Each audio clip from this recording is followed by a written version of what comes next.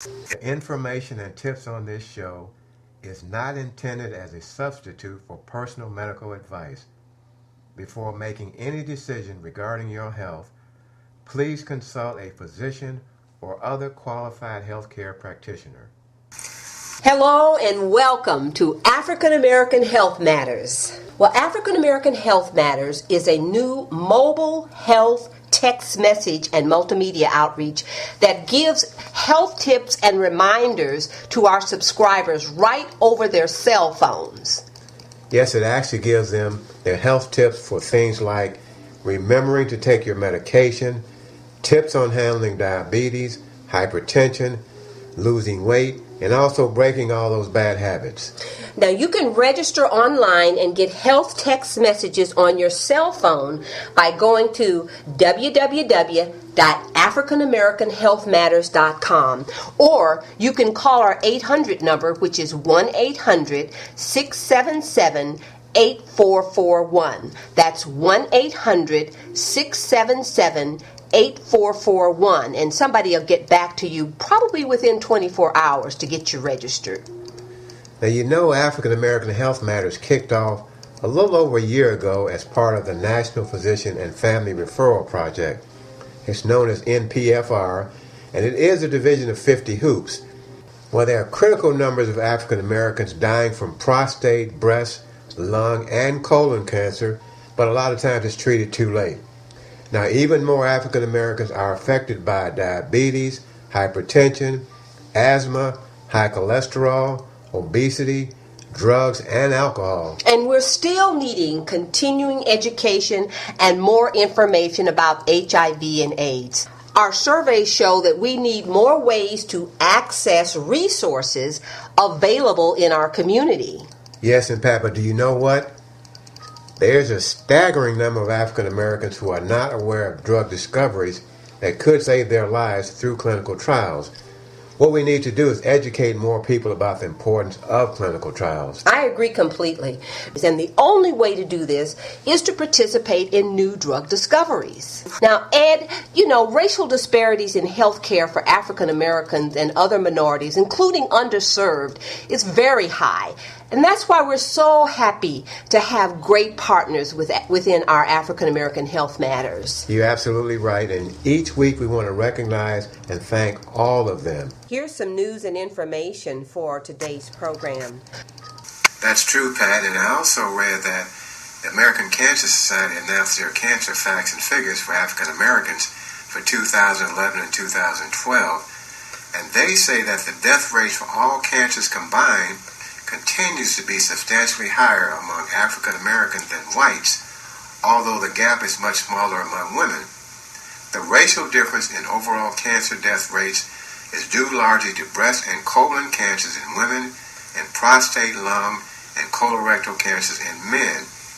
Now, you can read the whole report on www.cancer.org/research/cancer-facts-figures. Yeah, that's a good one. Also in that report, they were talking about, in contrast to the trends for prostate and smoking-related cancers, the racial disparity has widened for colon cancer both in men and women, and for breast cancer in women. And the causes, they say, of these inequities are complex. It's thought that it reflects social and economic disparities more than biologic differences associated with race. Now, this includes inequities in work, wealth, income, education, housing, and overall standard of living, as well as barriers to high-quality cancer prevention. And again, you can read the whole report on www.cancer.org/research/cancer-facts-figures. Some other information, an icon on the fight against AIDS is Ray Lewis Thornton. I mean, her story resonated with black women when she recognized that black women are at very high risk for HIV/AIDS as well. Black women comprise 61% of all new HIV cases in this country, according to the CDC and Prevention of Black AIDS Institute. And you can read more about Ray Lewis Thornton on her own website at Ray, RAELEWISTHORNTON.com. Real excited. I'd love to have her as a guest on the show. So I think that's something that maybe we'll look at doing. I think it's very important, Pat.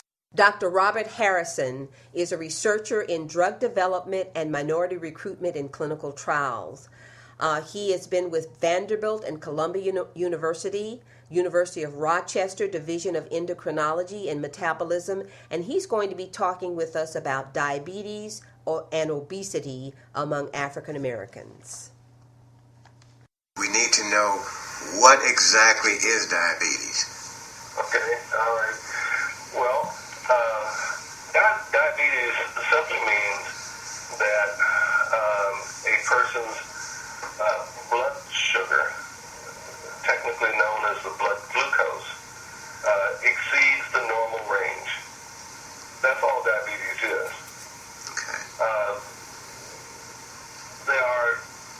Diabetes, the blood sugar is controlled in people, primarily through a hormone called insulin, which is produced in the pancreas. There are two ways that the blood glucose goes out of control. One way is if the pancreas is damaged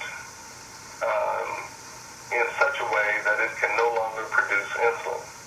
In that case, with no insulin to control the blood sugar, the sugar levels can become very high, and that's called type 1 diabetes, and is more typically found in children and young adults. Another form of diabetes occurs primarily because overweight people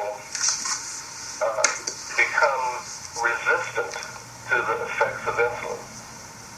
And because of that, the pancreas has to produce larger and larger amounts of insulin in order to maintain the proper level of control. In some people, the pancreas simply gets tired. It says, I can't go any further. I can't make this much insulin any longer. And once it stops making the maximum amount of insulin that it's been making, the blood glucose rises to abnormal levels. And that's called type 2 diabetes. It used to be called adult onset diabetes as well, because it occurred primarily in adults, because it took a while for us to get that overweight and to tire our pancreas out. Nowadays, it's even seen in children, because we have such a problem with childhood obesity that it appears in that population as well. Now, why is having a high blood sugar bad? And the best way to approach this is to describe something that people in home economics call the browning reaction. When a food that contains sugar is heated, it turns brown. When you put a steak in the skillet and fry it, the steak turns brown. Not only does it turn brown, but it gets crusty on the outside. And that's because of a reaction between sugar and protein. In chemistry, it's called the Amadori reaction. In cooking, it occurs because the temperature is elevated and accelerates the chemical reaction. In people, it occurs not because our temperature gets elevated, our temperature stays the same, but our sugar gets elevated, and the higher sugar drives the chemical reaction and produces these sugar-protein reactions. Impair the ability of normal proteins to do their jobs. Part of the blood sugar, is that right? That's a part of what your doctor measures when he says that usually uses the term hemoglobin A1C or glycosylated hemoglobin. And he gives you a number that's a percent. He or she gives you a number that's a percent. He says your woo-woo is 8.5%. And that's bad because 6.5%. Okay. And the reason that that's more helpful than the blood sugar reading is the blood sugar reading can change dramatically over just a short period of time. Is that why the morning blood sugar and after a meal blood sugar numbers are different? Of course. Because you've taken in a bolus of glucose, and that's measurable. And then 2 hours after you've eaten, if you're a normal person, 2 hours after you've eaten, your blood sugar is back down to the fasting level again. Yeah. Well, it's we've got a lot on of questions on the diabetes, and I'm hoping that we can get more answers from our resident doctor, Dr. Robert Harrison. We've really appreciated all the time that you've given us on this, and we will be calling you again and interviewing you about diabetes and about weight management, and we really do appreciate your being with us today, Doctor. It's been my pleasure. We thank you once again and look forward to speaking with you very soon. It's true. As African Americans, we have the highest risk of being diagnosed with colon cancer. The good news is that this is a cancer we can do something about. Find out the facts. Talk to your doctor about getting a screening test starting at age 45. Learn more by visiting the Colon Cancer Alliance at www.screenmycolon.com or by calling 877-422-2030. That's 877-422-2030. The Patient Advocate Foundation's CEO and President, Nancy Davenport Ennis, personally became involved in legislative reform when a close friend, Cheryl, was not only battling cancer, but also her insurance company, which refused to cover her clinical trial treatments. While her friend Cheryl bravely fought for her life, Nancy, with help from the Virginia Task Force for Insurance Reform, worked on reforming coverage for cancer patients. In 1994, the task force was victorious with the passage of Virginia House Bill 240. But Nancy didn't stop there. She founded the Patient Advocate Foundation. All of these cases involve patients with chronic, life-threatening, or debilitating conditions. Some need help taking on their insurance company. Others have no insurance, while others have coverage but need financial assistance to buy medicine. None of these clients will ever have to pay for the help they receive from the Patient Advocate Foundation. And the foundation is able to successfully resolve more than 98% of the cases it takes on. Well, when patients call PAF, oftentimes they have a myriad of issues that they're faced with. What they can expect from us is comprehensive, individualized services designed to help with their immediate need and also identify future needs that they may have as they move through illness back into good health. Our case managers are highly trained, they have diverse backgrounds, and when a patient calls our 1-800 number, they're immediately connected to a live case manager. The case manager does an initial assessment of their needs. We fill in an intake form where we capture all data necessary to work their case, and then that person, that case, is assigned out to a case manager based on area of specialty that will work with that patient from initial intake through full resolution. When people call us, they're desperate. Every avenue available to them to solve the problem has not worked, and it's their life that they're fighting for. And at the end of the day, you're going to battle to save your life medically, but we don't want you to have to battle to save your life financially and to feel that you're losing all of your integrity and your hope because you can't get the financial issues solved or an insurance issue solved. We can do that for you. It's very important that the people in this country realize this organization exists and that they know how to get to them, how to contact them, and get the help they need. For more information, please visit us at www.patientadvocate.org or call us at 1-800-532-5274. Each week, we bring you tips from our African American Health Matters mobile health text message service. So here's some for this week. Here's one on bad habits. Use a trigger. That's a good one. Perform a short ritual before a habit. For example, if you got the urge to smoke, take 10 slow, deep breaths when you feel the urge. This came from www.pickthebrain.com. That's very cute. Here's one on butter down.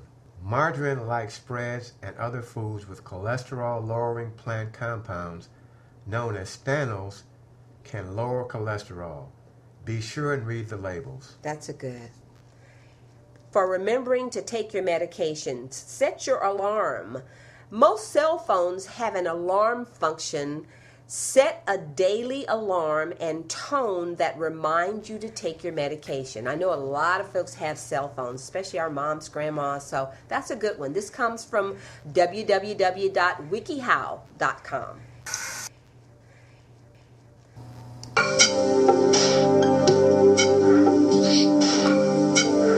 Normal blood pressure is important for proper blood flow to the body's organs and tissues. Each heartbeat forces blood to the rest of the body. Blood pressure moves from high pressure near the heart to low pressure away from the heart. The force of the blood on the walls of the arteries is called blood pressure. Blood pressure depends on many factors, including the amount of blood pumped by the heart. The diameter of the arteries through which blood is pumped is also an important factor.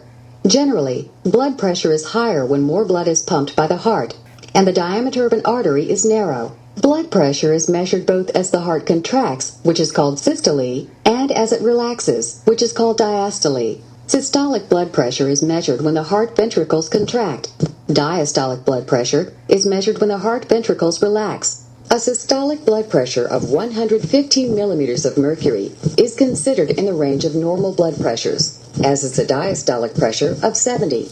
In common terms, this normal measurement would be stated as 115/70. Stressful situations can result in a temporary increase in blood pressure. If an individual were to have a consistent blood pressure reading of 140/90, he would be evaluated for having high blood pressure. If left untreated, high blood pressure can damage important organs, such as the brain and kidneys, as well as lead to a stroke.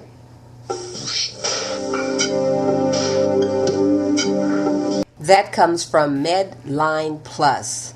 Check out their videos and cool tools for a lot of good information on your health. We're sitting in our living room having a conversation with Tom Anderson that we started last week. Tom is a good friend of ours. He's a retired associate vice president for the Office of Community Relations at Temple University. And since his retirement, Tom's done a lot of consulting and is a very strong national advocate and proponent of prostate cancer education.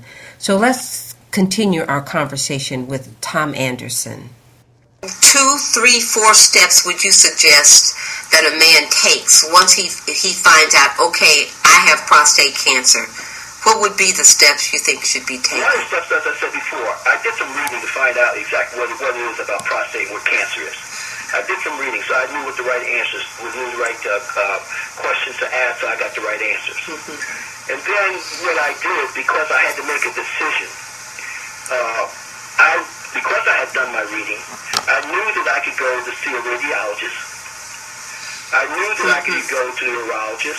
I knew I could deal with a person that, when you talk about radiology and the chemo and all those things, I knew what those steps were. Yeah. So I decided that I was going to seek out a radiologist. Because I already had a urologist and oncologist. Let me make that clear. Mm-hmm. I mean, there are people who are urologists, but not oncologists. Okay. Oncology means they study cancer. Okay. All right. So if you're going to have a urologist, you need to go to a urologist, also an oncologist. That means he's an expert in urology, but he's also an expert on the cancer side. Okay. That's important. Okay, so my doctor was that, so I didn't have to run around between a urologist and another oncologist because he was both. Okay. So I went to see a urologist, and the urologist, I'm not the urologist, I mean the radiologist gave me all the different terms about freezing it, about putting isotopes in it, and those kinds of things, and to burn it down, and just external radiation, and he gave me all the different modalities, and I decided that, thinking about it, and one reason I did this was because my mother-in-law had ovarian cancer, and they gave her radiation, and it came back.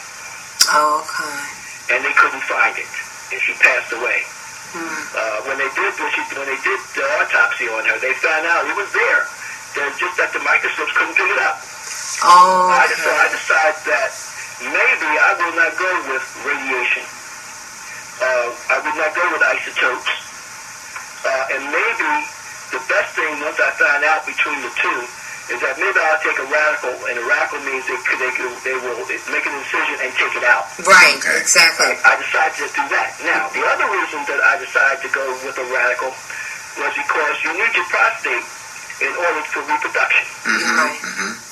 So, I'm being 54 years old. I'm not going to have any more children. And the only thing I was looking for out of this was a decent way that I could have a quality of life. That's right. That I could still have an orgasm without ejaculation. So I looked at all of those things. And the doctor told me, when I went back to my urologist, he said that you're in good shape because it's well defined inside your prostate. And he was an expert at what they call nerve-sparing operation. Okay.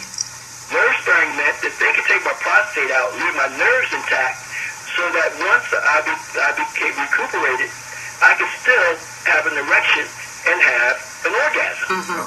Not ejaculation, but an orgasm. You need ejaculation to make babies. The things that men feel, they don't know what they feel, are orgasms. So that's what choice that I made. Problems with bladder control? To control the urge to rush to the toilet, learn to do a pelvic muscle contraction. Walk calmly and slowly to the bathroom. Cut out caffeine, alcohol, and sweeteners. To control frequency at night, reduce evening fluids. Prop up your feet during the day. Have your prostate checked for enlargement and consider medications if it is. Call 1-800-BLADDER for more tips and details. We had a conversation with Dr. Angela Hill. She's a pharmacist and a consultant pharmacist and has been for the last 18 years. She's a professor, administrator, and a clinician who specializes in psychiatric and neurologic disorders, geriatrics, alternative medicine, and pharmacy communications at Florida A&M University, pharmacy at Tallahassee, Florida. Dr. Hill was very informative with regard to remembering to take medications. Many of our subscribers has asked for monthly tips to remember to take their medication, and here's what she had to say. Are there any words of wisdom regarding drug interactions that you could suggest? Oh my gosh, with drug interactions, there's so many types. You have interactions that occur between two drugs. You have interactions where drugs will affect a certain disease. You have drugs that sometimes interact with certain vitamins or even herbal products for that matter. So the first thing is, again, ask your pharmacist when you should take it, because the pharmacist is going to look at it in relation to everything else that you're taking, and they're going to tell you things like, you should take this one with food. You should take this one on an empty stomach, because those are also important in terms of helping the medication get absorbed properly. In some cases, we have medications, for example, Fosamax being taken by a lady who has osteoporosis, and it has to be taken with a full glass of water. That's right. And there's some rationale behind that, because that minimizes the probability of side effects and different things in that regard. We have some medications where dairy products can make them not work appropriately. So there are certain medications we take at certain times of day, and it's to mimic our body clock and to mirror what's happening with natural processes from a metabolic standpoint. So with the drug interaction piece, a lot of that rests with the number of medications you're taking at one time, but we also need to make sure we're respecting, biological processes and making sure everything is compatible that's being ingested in one sitting. Now, you mentioned foods like milk. Grapefruit juice is one of those that sometimes causes numerous drug interactions. Can you explain why this happens? Yeah, this is actually very interesting. Grapefruit juice and there's actually one other orange. There's a type of orange, the pomelo and Seville oranges, that cause the same problem, but they contain a bitter-tasting substance that actually has the ability to inhibit or slow down the liver's ability to metabolize drugs.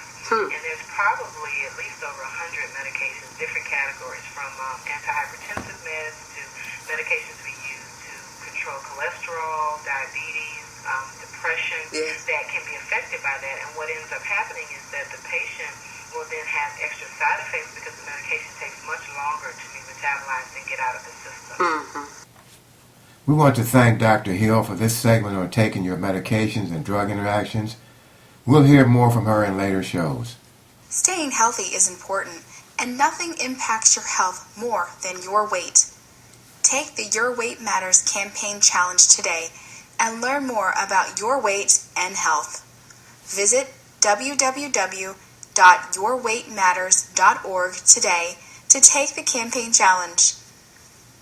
I was searching on the internet and I found Medline Plus, that's MEDLINE Plus, and they've got some videos online that are very, very interesting and talk about diseases and allergies and drugs, and it's really worth checking out. The website is Medline Plus, that's MEDLINEPLUS.com. On this show, we'll have all kinds of health tips. Health tips for remembering to take your medication, tips on handling your diabetes, asthma, hypertension, keeping cholesterol under control, and tips on managing your acid reflux, heart palpitations, losing weight, breaking those bad habits, and even inspirational health messages. You decide which is best for you. You can register online to receive health text messages by going to www.africanamericanhealthmatters.com, or you can call at 1-800-677-8441, and someone will get back with you within 24 hours to get you registered. We want to thank our physicians, speakers, and guests for joining us on Cyberstation USA, and we want to thank Cyberstation USA for their support and vision for African American Health Matters on Cyberstation USA. Be sure to tune in on Fridays from noon to 1 to African American Health Matters on Cyberstation USA.